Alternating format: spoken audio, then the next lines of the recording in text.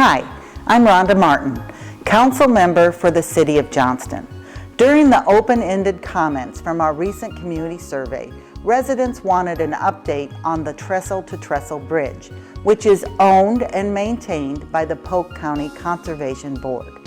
As you may remember, over 2 years ago, ice jams collapsed the Trestle to Trestle Bridge that spans Beaver Creek. The bridge is a major trail connector between Johnston and Des Moines and a key element of the very popular Trestle to Trestle Trail.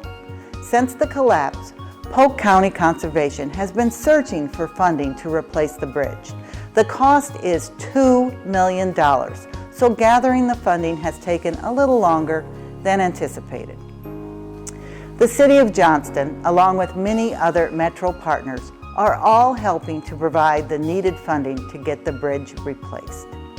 The project will bid in July of 2021 with anticipated completion in spring or early summer of 2022.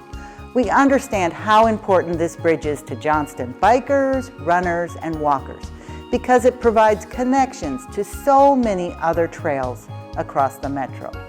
So we as a City Council are continuing to work with the Polk County Conservation Board to keep this project moving forward.